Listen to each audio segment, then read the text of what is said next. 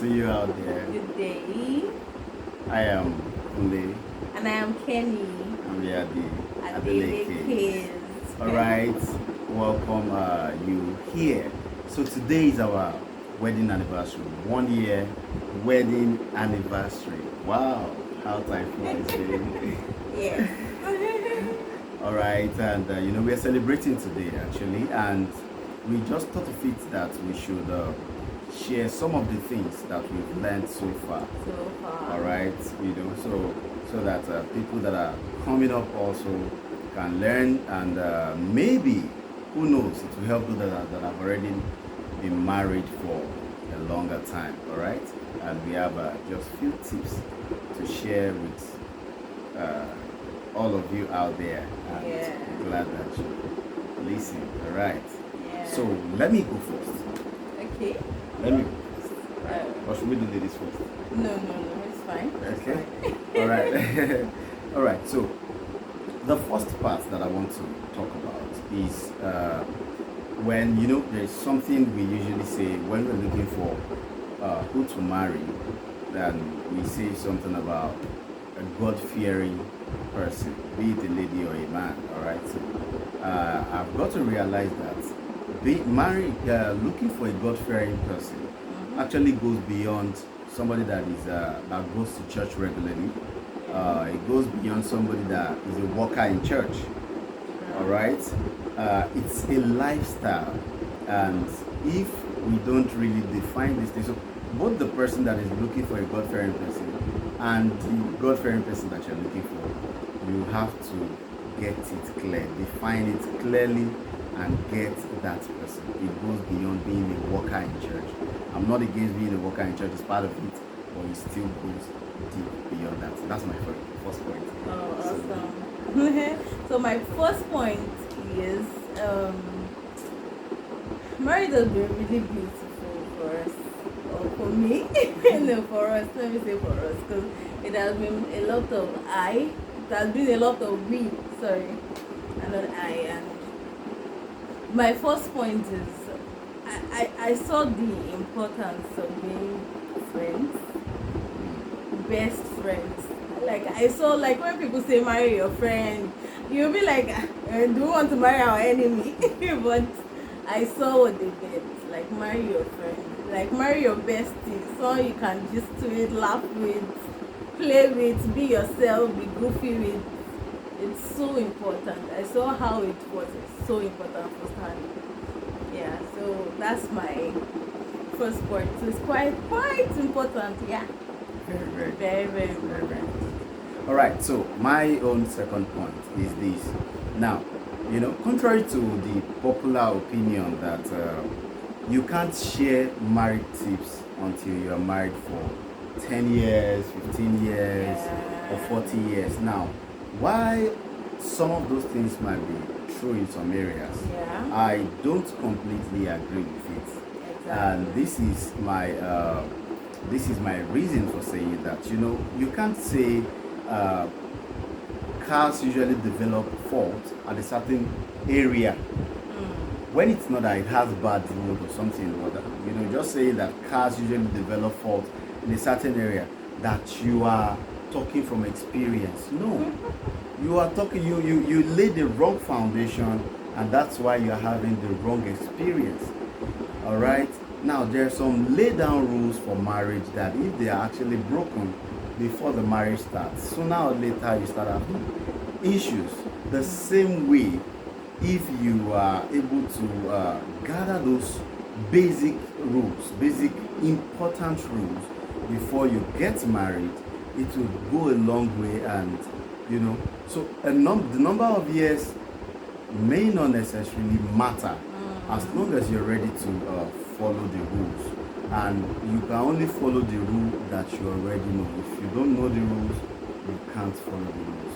So number of years does not matter. Some people used to say, oh, it's the first year of marriage that is the most difficult part of the marriage and different things. We didn't experience anything like that. All right, and it is possible. Yeah. Very, very possible. And it brings me to my second point, actually. Like I had this idea that Man, when you first married, the first year, you guys were fighting over little things like the toothpaste, pressing toothpaste in the middle, the toilet seat. You hear those things and you're like, let's start. So we can get over that part. And people usually say the first 5 years really difficult and all, but then it doesn't really have to be your reality. It might not even be your reality because it wasn't for me. Maybe because we dated for quite a while, but I know that it's quite different from living in the same house. So I was thinking we'll have those difficulties, but we didn't really have it. So everybody's journey is actually different, quite different from each other, and just face your journey and give it your best, sincerely, and stop comparing. Exactly. I like that one. So Stop comparing. It's a very strong point. Yeah. All right. Okay, so let me give us another point that I've discovered. All right, and this one actually cut across every relationship, whether you're married or you're dating or you're single, even when you're with your friends, and that is communication. All right, it is as important as the air that you breathe. That's my third point. Did you copy me? No, I didn't copy you. I didn't copy you. All right, now communication. Different things has actually been said about communication that you tell your partner, But this is the angle I want to explain my communication from. Now, there is a way each and every one of us actually like to be told something. All right, there is a way each and every one of us. There is a way. If you want me to do something, there is a way I want to be told, and that is the strong or maybe the difficult part of communication, because you need to understand how your partner wants to be told something and go in that line. That's one of the ways you can have peace in that marriage. You will definitely have peace, but you need to understand how your partner wants to be told to do something. All right, and what the things he or she wants to hear. All right, when you get that, it will make it easy for both of you to get along very well. But if you don't know, and there's a primary part, that there's something that he said is common, that we relate to people or communicate with people the way I want to be communicated to, and that may not always be right. Because I am a man wired differently, she is a lady wired differently. So I need to study her to know how to pass across information to her in a way that she will accept it. And exactly, everyone is different. So how you communicate to me might not even be how you communicate to my twin sister. So you need to learn that. It's very valid. That's my third point, actually. But let me add one or two things. Effective communication is, like, for me, I think it's like the bedrock, because I don't know how you want to live with another human being if you guys don't have a way of talking things over. You're not okay with something and you just lash out.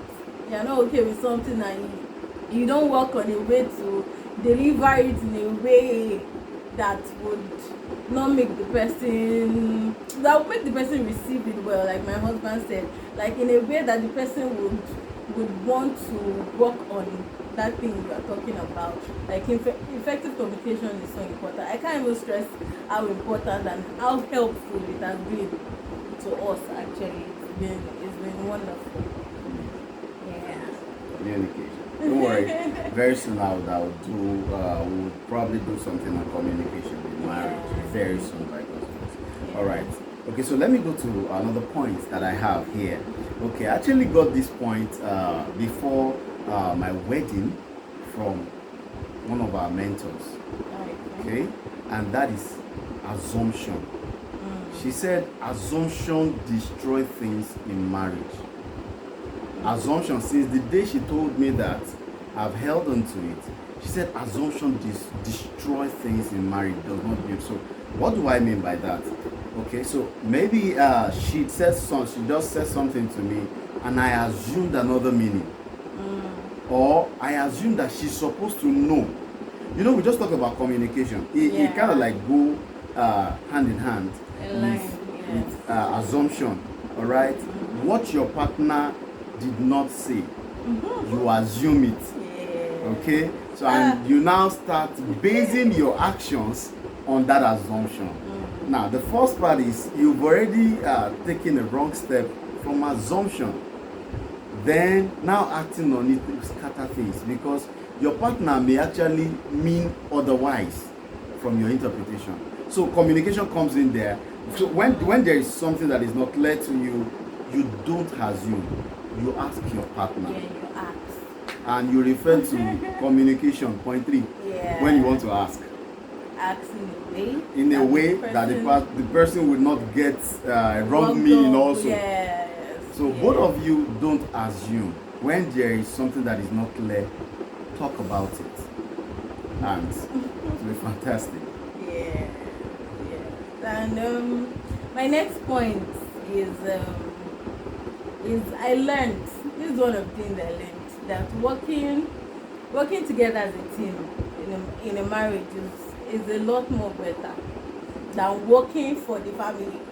You get, like, when you are working, like, the family must have money, like, you are working separately, but you are bringing it together for the family. There's nothing wrong with that. But when you guys work as a team, like whatever, your finance, you are working as a team. The house, you are working as a team. Everything is a teamwork. Like, it just, I don't know, I had to unlearn a lot of things actually because it was actually difficult for me, especially the finance part, because I had to, like, my money is my money your money is our money but really, I think, like, we've worked on it, and it makes a lot of sense that our money is our money. Like, it's our own. So it makes a lot of sense that we sit down and divide it. It makes it, as in, I don't know where, I think it's tradition and our culture that made us think that way it works. It actually works for a lot of people, but I think it makes a lot of sense. It makes a lot, for me personally, I learned that, and it has been of tremendous help. There's nothing like working together as a team to make things work. It is beautiful. I'm sure that's why the Bible said one will chase 1,000 and two will chase 10,000. Like God knows what he was saying. Yeah, so that's my point for now. Okay, so that's a very good point, and it's been amazing working as a team. I really like that. Then there is this word that is important too. They used to say it for couples that wants to marry. It is forgiveness. See, the thing is, if you don't understand the kind of love that God has towards men, that made him send Christ to die for us, and if you don't understand the message of grace, it may not really be easy for you to forgive your partner. All right, but when you understand these things, it actually helps when it comes to forgiving your partner, because you realize that you do different wrong things at different times, and you are being forgiven, and you realize that that's the same way that when Paul was advising that we should love our wife. And even in terms of submission, it's the same thing. Yes, there is the part that they talk about women submit. See, it's not just that. When it comes to forgiveness, you can offend your partner, whether you're the man, and your partner can actually offend you, but you have to have prepared forgiveness in advance for the crime or the offense that your partner will commit. It is very, very important. Forgiveness, you cannot overemphasize it. Like, it is a very, very strong thing in marriage. Forgive even before the offense is committed. When we started, I remember that I had to work on myself. So she knew, we dated for a while, as she said earlier, and I had to start working on myself on that forgiveness. So, some things that I would lash out at, maybe she did something that I would talk about, then I'll just be like, okay, that's okay. Then she'll be looking at me like, that's okay? You mean that's okay? Are you serious? But, it wasn't easy enough. It was not really that easy at first, but, with time, we actually got over it, and we could have different point of view about something, and just settle it right there. One of the things that even help me to forgive easily, because we not always, let me not say always, we sometimes step on each other's toes, and one of the things that make me forgive easily is that I just tell myself that he wouldn't do this on purpose, like he wouldn't want to hurt me on purpose. So even if he actually hurts me, I know somewhere at the back of my mind that he wouldn't do it on purpose. Maybe it was okay, maybe it's something. We'll talk about it after. But I'm going to tell myself that no, he didn't do it on purpose. He wouldn't hurt me on purpose. He loves me like Christ loves the church and died for it. Oh, Jesus. So no, he wouldn't do that on purpose. Yeah, so that forgiving is so important. So important. Alright, so do you have more points? Nope. I should go on. Okay. You can go on. Okay. I'll be adding. It's just my last point for now. Now, Okay. this does not mean that these are the only things you need for your marriage or relationship to work well. But these are just few things that we've been able to put together, alright? Yeah. That we've been able to put together. And subsequent time will definitely be pushing out more content also for all of us to learn. Alright. Okay, so this is just my last point, which we'll talk on, and it is that little things count. Yep. Little things count. And when I say little things count, depends on the kind of person that you are, whether you are an optimist or you are a pessimist. So if you are an optimist, when you hear little things count, you'll be like, oh, you mean when you do good things to her? Yes. And if you're a pessimist, you'll be like, oh, so you mean when you do bad things to her? But the thing is, this does not have anything to do with optimism or pessimism. It is actually about both sides, all right? Whether positive or negative, little things actually count.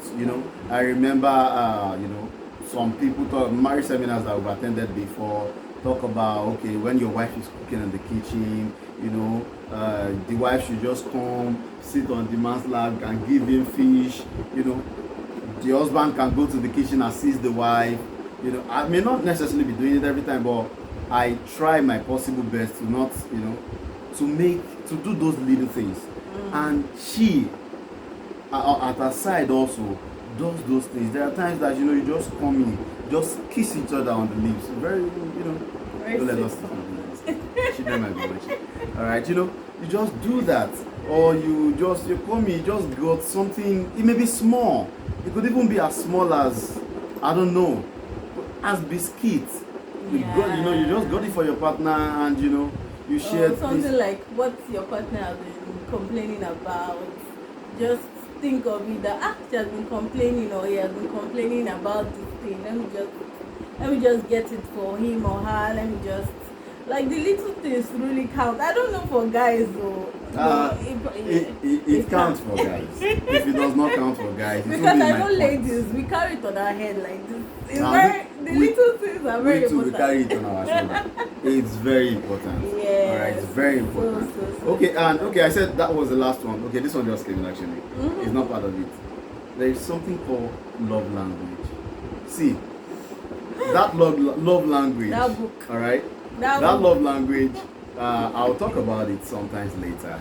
But you need to know about love language, because it will help also, especially in the little things part. When you know your partner's love language, it makes it easy for you to speak it to them, and there's no way do it to speak them, it to them, they will not respond. Give them. Well, see, our time we've already spent a longer minutes now, so that's as far as we can go today. Yeah. Subsequent time, we will definitely roll out more content to help ourselves in our relationship. Yeah. And by God's grace, we pray and believe that you have a lovely, enjoyable relationship and marriage in the name of Jesus. Amen. All right. Do you have anything to say before we? Thank you so much for watching this far. If you actually watched this far, we are so thankful and so happy that you actually watched this far. And we hope that you learned one or two things. We're about to not do this video, but I said let us. I swear, I didn't even want to make up. I was not in the mood But I just said no. Even if it's one person that learns something from this, I think it's very important that we do this. And I'm so glad that we do this. And I hope that you actually learn something. And if you have done a lot of years in your marriage, we would also love to learn from you. So you can put some things in the comment section that we'll learn from. And if you are in a relationship or you're single, just let us know what you think about all these things that we said. Thank you once again. All right. Thank you very much for watching this video. Thank you so much. I really appreciate it. Yes. God bless you. And as she said, we would like to get feedbacks. If peradventure we've said some things that you have a contrary opinion or you support, let us know. If you have more points, please let us know. Would love to know. Would love to know, like, because it's about give and take. We just want all of us to learn. All right. So thank you so very much. Thank you.